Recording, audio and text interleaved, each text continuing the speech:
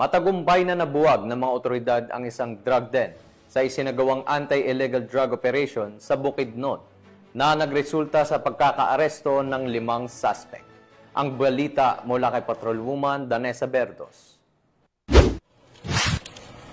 Matagumpay na nabuwag ang isang drug den kasabay sa pagkakaaresto ng 4 na individual na mga sangkot sa ilikal na droga sa isinagawang anti-drug operation ng PDEA 10 Regional Special Enforcement Team at mga operatiba ng Manolo Fort Ridge Municipal Police Station sa Barangay Tankulan, Manolo Fort Ridge, Bukidnon. Kinilala ng mga otoridad ang 5 individual na sina alias Melody, babae 24 na taong gulang, at isang drug den maintainer alias Wendell, lalaki 29 na taong gulang, isang co-maintainer ng drug den alias Rayban, 20 taong gulang, alias Liloan, lalaki 24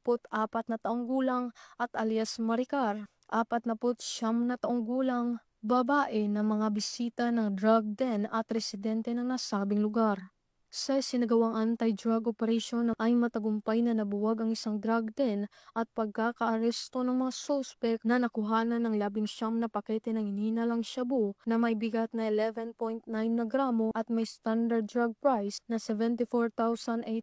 pesos, isang 1,000 peso bill na ginamit bilang buy-bust money at iba pang mga non-drug items. Nahaharap ang mga suspect sa kasong paglabag sa RA 9165 o Comprehensive Dangerous Drugs Act of 2002. Mula dito sa Northern Mindanao, ako inyong Police News Network Correspondent, Patrolwoman Danessa Berdos, alagad ng batas, taga-tagilid ng Baliktang Pulis.